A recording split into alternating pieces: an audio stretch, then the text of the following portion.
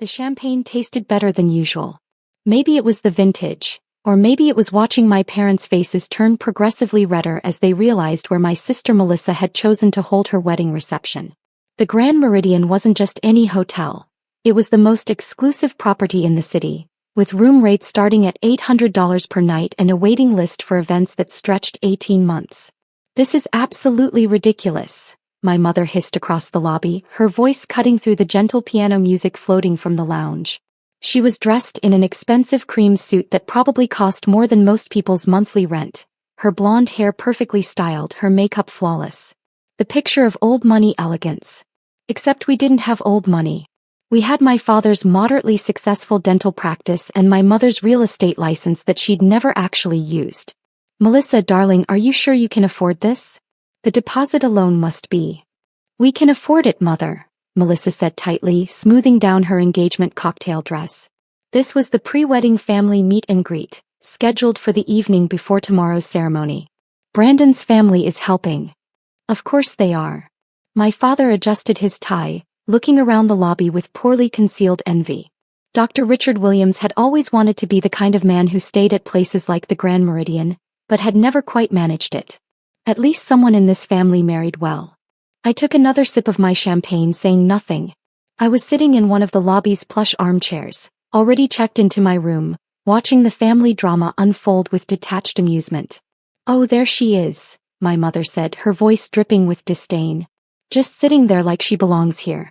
Emily, shouldn't you be at work? I thought coffee shops kept late hours." "I took time off for the wedding," I said calmly.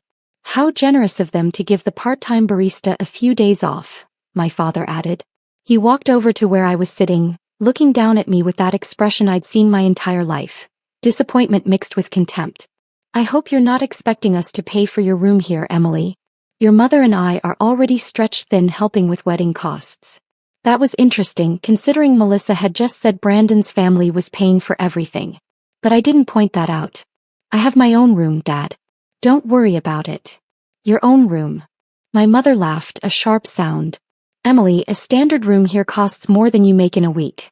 Did you put it on a credit card? Because we are not bailing you out again when you can't make the payments."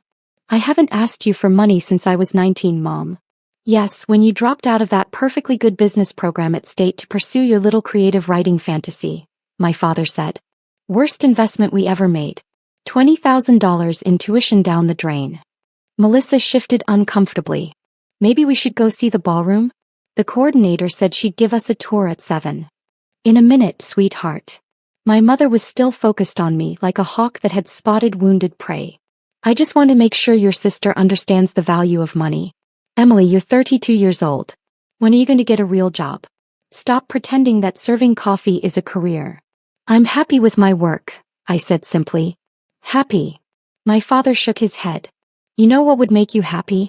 Financial security. A husband. Children. The future. Instead, you're living in that tiny apartment in the old district, driving that ancient Honda, wearing clearance rack clothes." "My clothes are fine, Dad." "They're an embarrassment." My mother looked me up and down with visible distaste. I was wearing simple black pants and a navy blue blouse, both well-made but understated. "At least try to look presentable for your sister's wedding. People are going to know we're related." "The horror," I murmured into my champagne.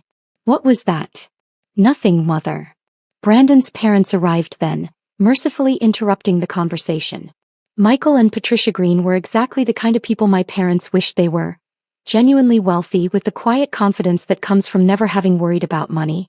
Michael owned 3 car dealerships across the state. Patricia sat on the boards of several charities. "Richard.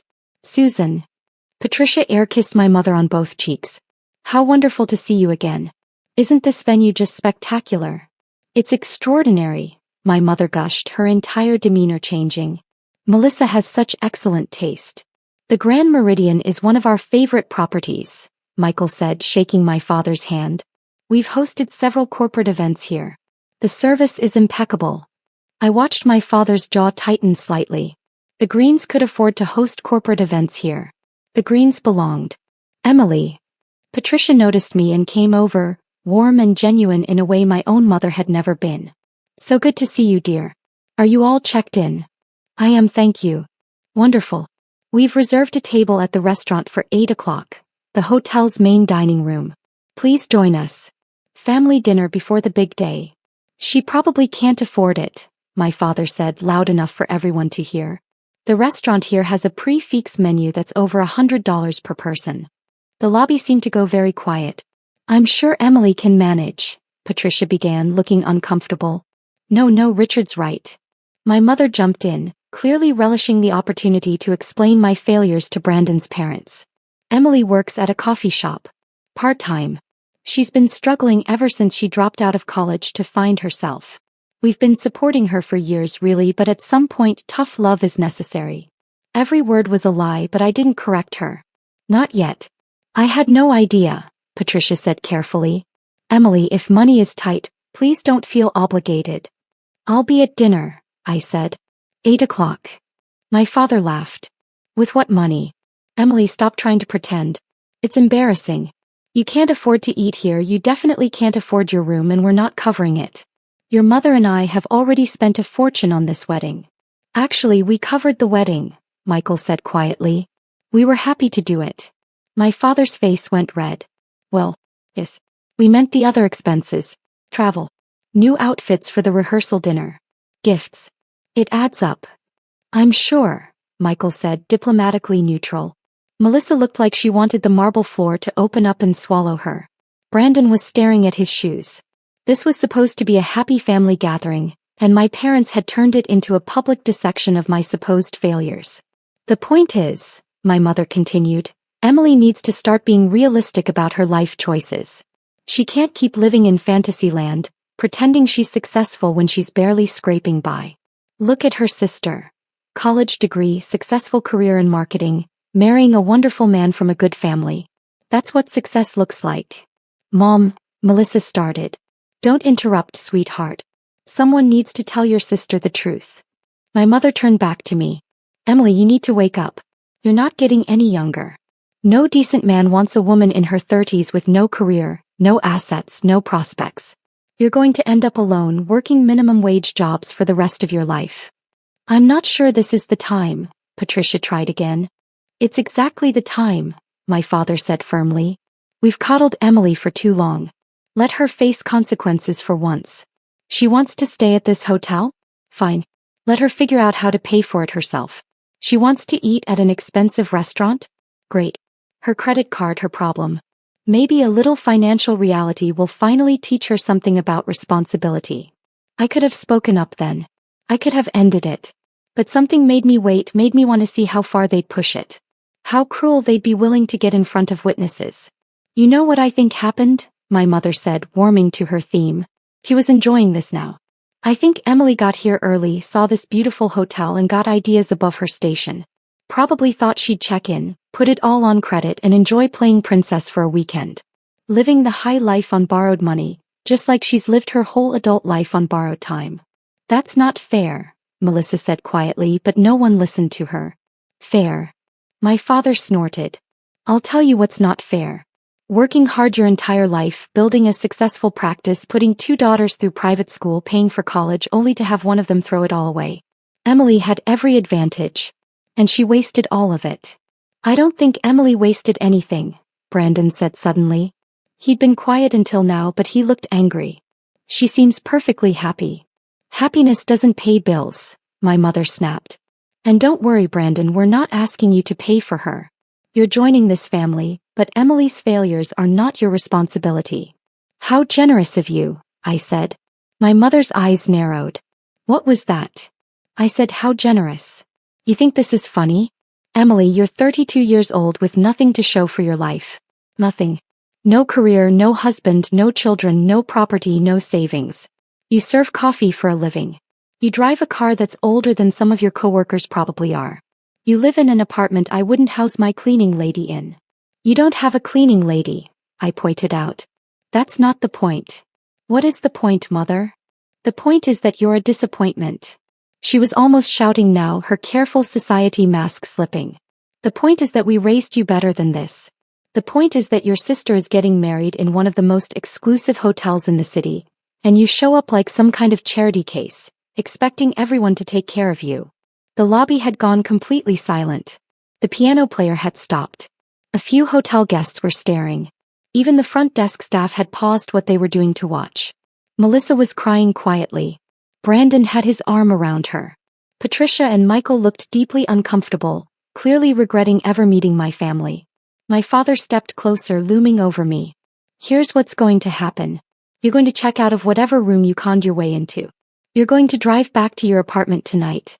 You can come back tomorrow for the wedding ceremony, but then you're leaving. We're not having you embarrass this family any more than you already have. I'm not checking out, I said calmly. Then we're not paying for your room. I never asked you to. Emily, stop pretending you have money, my mother shrieked. Just stop. It's pathetic. We all know you're broke. We all know you're living paycheck to paycheck. We all know that whatever room you booked, you can't actually afford it. I took the last sip of my champagne and set the glass down on the side table. I'm staying in the presidential suite, Mother. It's $1,200 per night. I've booked it for 4 nights. That's $4,800, plus taxes and incidentals. I can afford it. My father actually laughed. The presidential suite. Of course. Why not claim you own the hotel while you're at it? I don't own the hotel, I said. At least you're not that delusional. I smiled. My company does. The silence that followed was deafening. What? My mother said faintly. My company owns the hotel, Mother. Well, 60% of it. The other 40% belongs to an investment group out of Singapore. But Hartfield Hospitality has controlling interest in the Grand Meridian, along with 4 other properties in the state and 12 nationwide. We're in the middle of expanding into international markets. Just closed a deal on 2 properties in Dubai last month, actually. My father's face had gone from red to white. That's impossible. It's very possible. I'm the founder and have been for 8 years. You work at a coffee shop, my mother said, her voice strangled. We've seen you. We've driven past that place in the old district, Coffee and Pages. We've seen you through the window. I own Coffee and Pages, I said. I opened it 6 years ago. It's been profitable for 4 years running. Nice little side business, and it lets me stay connected to what customers actually want. Market research, basically. But hospitality is the main business. Hotels, resorts, boutique properties. We're a private company. I don't really advertise my involvement. Prefer to stay under the radar. Melissa had stopped crying. She was staring at me with her mouth slightly open. You're lying, my father said flatly. I'm really not. This is insane. You expect us to believe that you who dropped out of college, who has never shown any business sense whatsoever, own a successful hotel company. I expect you to believe whatever you want, Dad. But yes, I dropped out of college at 19 because I had a better opportunity. A friend from high school had inherited some money and wanted to invest in a startup. I had ideas about boutique hospitality, about creating experiences rather than just providing rooms. We started small. Bought a struggling bed and breakfast property, renovated it, made it profitable. Used those profits to buy another property. Then another. Built it up slowly over the years. Who's we? Michael asked. He looked fascinated rather than skeptical. My business partner, James Chin. We met in high school, stayed friends afterward. His grandmother left him $300,000 when she died. He trusted me with it. Best decision either of us ever made. We're worth about $40 million now combined. $20 million each, give or take, depending on how the market's doing. Patricia made a small sound. My mother looked like she might faint. $20 million, my father said slowly. Give or take. And you never told us? You never asked. You decided what my life was, and you weren't interested in any information that contradicted that narrative. When I tried to tell you about the business early on, you told me to stop lying and get a real job. So I stopped trying to tell you. But we've driven past that coffee shop, my mother said weakly. We've seen you working there. Multiple times. I check in on all my businesses regularly. I own 3 coffee shops, actually. Coffee and Pages was just the first. The other 2 are in different cities. I spend about 1 day a week doing regular shifts, talking to customers, talking to staff. Keeps me grounded. Reminds me what good service looks like. Melissa found her voice. 8 years. You've been running a successful company for 8 years and you never said anything. I tried, Mel. Remember when I invited everyone to the grand opening of the renovated Riverside Inn? Our second property? That was 7 years ago. Dad said he wasn't going to waste his time at some amateur hotel. Mom said I was embarrassing myself. You were the only one who showed up, and you left after 20 minutes because Mom called and said it was time to stop encouraging my delusions. My sister's face crumpled. I remember. I thought you were just managing it. I didn't know you owned it. I tried to tell you. You didn't want to hear it. This is ridiculous, my father said, but he sounded uncertain now. If you're so successful, why do you drive that old Honda? Why do you live in that tiny apartment? I like my Honda. It's reliable. And I don't live in that apartment anymore. I moved 3 years ago. I own a townhouse now about 2 miles from here. But you've never asked where I live, so you wouldn't know that. You've never visited me, never invited me to visit you. You just kept the same mental image of struggling, pathetic Emily and never updated it with new information. You should have told us, my mother said, tears starting to form. You should have made us understand. I tried. For years. You didn't want to understand. You wanted a failure daughter to compare to your success daughter. Made you feel better about yourself somehow.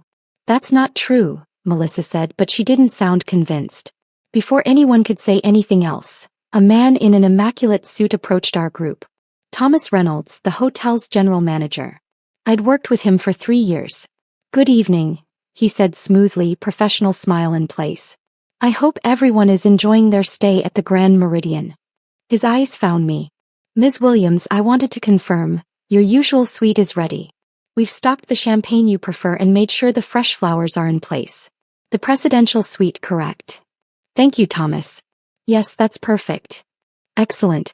And regarding your family's rooms and restaurant reservations, shall I bill everything to your company account as usual, or would you prefer separate billing?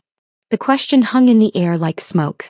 Thomas, I said carefully, these are my parents, Dr. Richard and Susan Williams.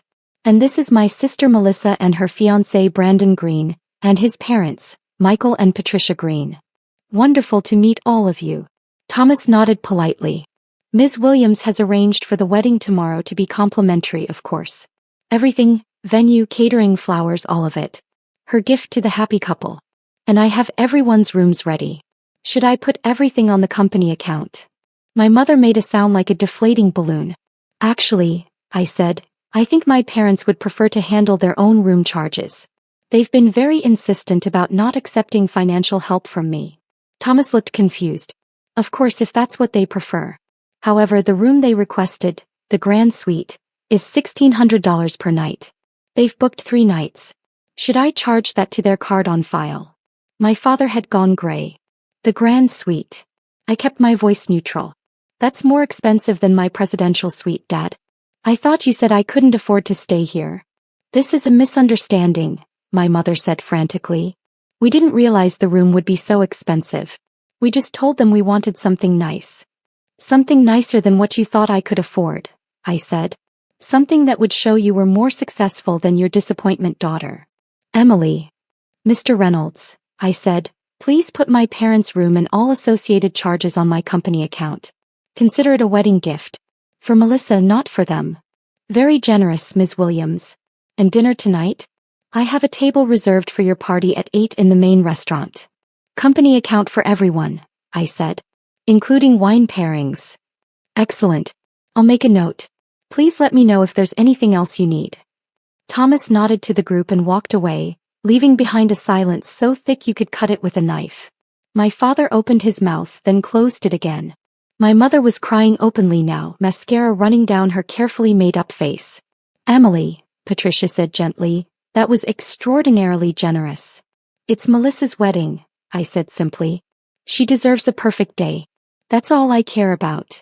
Michael was looking at me with something like respect. Hartfield Hospitality. I've heard of your company.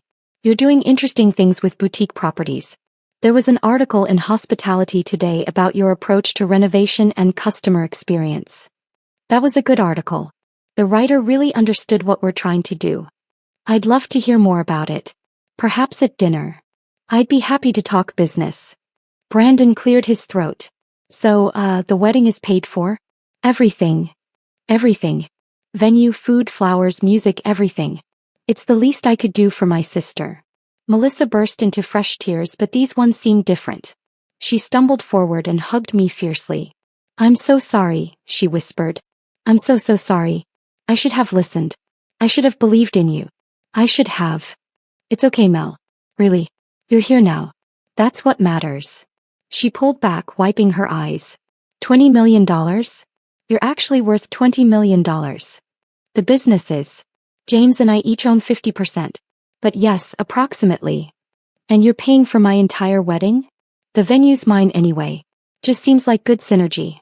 She laughed, a slightly hysterical sound. I can't believe this.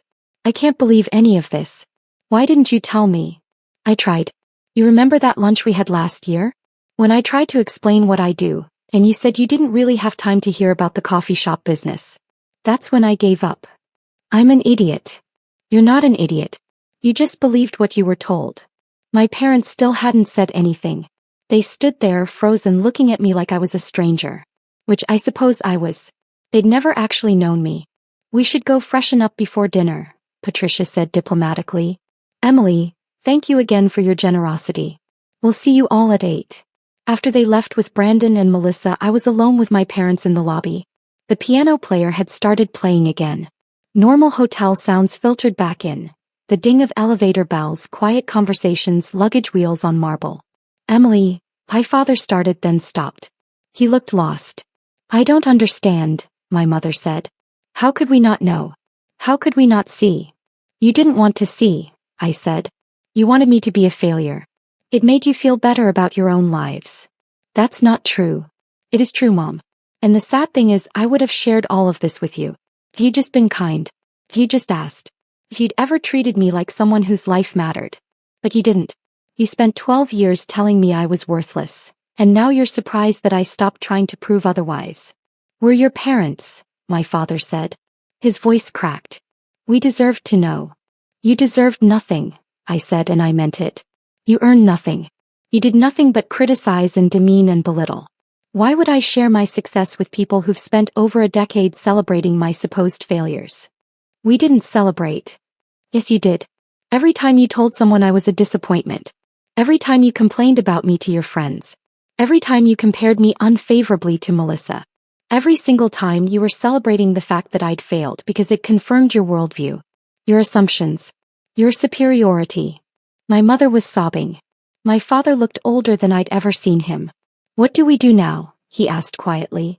That's up to you, I said. You can go to your extremely expensive room that I'm paying for, enjoy the wedding tomorrow that I'm paying for, eat the dinner tonight that I'm paying for, and then go back to your lives pretending this never happened. Or you can actually think about your behavior and decide to change. But that's your choice. I'm done trying to earn your approval. I stood up, smoothing down my blouse. Emily, wait, my mother said desperately. Please. Let us explain. Explain what exactly? Explain why you've spent 12 years telling everyone I'm a failure? Explain why you never once asked about my actual life? Explain why you were willing to humiliate me in front of my sister's in-laws? I shook my head. There's nothing to explain. You showed me exactly who you are. I just finally started believing you. You're our daughter, my father said. Please. Don't shut us out. I'm not shutting you out, Dad. You shut me out years ago. I'm just accepting the situation as it is. I walked toward the elevator, leaving them standing in the lobby. I could hear my mother crying, could feel my father's eyes on my back, but I didn't turn around. At 8 o'clock I went down to the restaurant. My parents were already there, sitting stiffly at the large table Thomas had arranged. Melissa and Brandon arrived moments later with his parents. The evening was awkward but civil. My parents barely spoke. When they did, they were subdued, almost meek. It was the first time in my life I'd ever seen them unsure of themselves. Over appetizers, Michael asked me about the Dubai properties and I explained our expansion strategy. Patricia wanted to know about the coffee shop concept, and I walked her through the business model. Brandon asked about hotel renovations and I told him about our sustainable design approach. My parents listened. Just listened. They didn't interrupt, didn't contradict, didn't belittle. They listened like I was a stranger telling them about a life they'd never imagined. Which I suppose I was. The next day Melissa's wedding was perfect. The Grand Meridian's ballroom looked spectacular, the food was exceptional, the music was beautiful. I gave a short toast that made Melissa cry happy tears. My parents gave a toast that was stilted and awkward, clearly written in the wake of the previous evening's revelations. At the reception, my mother tried to talk to me. Emily, about yesterday. Not today, Mom. Today is about Melissa. But we need to talk. We need to explain. Maybe later. Not today. She backed off, tears in her eyes again. My father caught me near the bar during the dancing. I'm proud of you, he said quietly. What you've built. It's remarkable. Thank you. I should have said that years ago. Yes. You should have. He flinched like I'd slapped him. Can we start over? Can we try again? I don't know, Dad. That's not something I can answer right now. What can I do to make this right? I looked at him, really looked at him, and saw a man who'd just realized he'd wasted 12 years on a comfortable lie. A man who'd spent a decade feeling superior to a daughter who was, in reality, far more successful than he'd ever been. A man facing the consequences of his own cruelty. You can start, I said slowly, by asking yourself why you needed me to fail. Why it was so important to you that I be a disappointment. Why you couldn't just be happy for me or proud of me or even just civil to me. Figure that out and maybe we can talk. I walked away, leaving him standing by the bar. 3 months later, my mother sent me a letter. A real letter, handwritten on nice stationery. It was 12 pages long. She talked about her own mother who'd been critical and cold. She talked about her fears of never being good enough. She talked about how she'd projected all of that onto me, how she'd needed me to be struggling so she could feel successful by comparison. She apologized. Really apologized, not the fake kind where someone says sorry but means, sorry you're upset. She took responsibility. She asked if we could try to rebuild our relationship, slowly with no expectations. My father sent his own letter a week later. Shorter, more blunt. He admitted he'd been jealous. Jealous that I'd built something bigger than his dental practice. Jealous that I'd done it so young, jealous that I'd made it look easy. He said he'd spent years resenting me for succeeding where he'd only done adequately, and he'd tried to cut me down to size to make himself feel better. He also apologized. He also asked for a chance to start over. I didn't respond immediately. I let myself sit with their letters for a few weeks, thinking about what I wanted. Thinking about whether forgiveness was something I was capable of offering. Eventually, I invited them to lunch. Not at one of my hotels, just at a quiet restaurant downtown. We talked. Really talked, maybe for the first time in my adult life. They asked questions about the business, about my life, about my plans. They listened to the answers. They didn't criticize or correct or belittle. It wasn't perfect. Probably never would be. But it was a start. Melissa and I grew closer. She felt terrible about the years she'd spent believing our parents' version of my life, and she was determined to make up for it. She became one of my biggest supporters, actually. Started telling her friends about her sister, the CEO. Started attending company events. Started being the sister she should have been all along. As for my parents, we're working on it. Fully.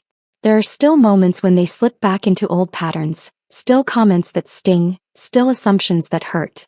But they catch themselves now. They apologize. They try. I'm not sure we'll ever have a normal parent-child relationship. Too much damage, too many years of pain. But we have something. Some kind of relationship that acknowledges the past while trying to build something better for the future. And honestly, that's enough. I don't need them to be perfect. I just need them to try. But I'll never forget standing in that hotel lobby, watching their faces as they realized everything they'd believed about me was wrong. Watching them understand that their disappointment daughter was more successful than they'd ever imagined. Watching them face the consequences of 12 years of cruelty and contempt. That moment changed everything. Not just for my family relationships, but for me. It was the moment I finally stopped carrying the weight of their expectations, stopped trying to prove myself to people who'd never wanted to see the truth. The Grand Meridian is still one of my favorite properties. Sometimes I stay in the presidential suite just because I can, ordering room service and watching the city lights and remembering that night. Remembering the look on my father's face when the manager called me Ms. Williams and asked about my usual suite.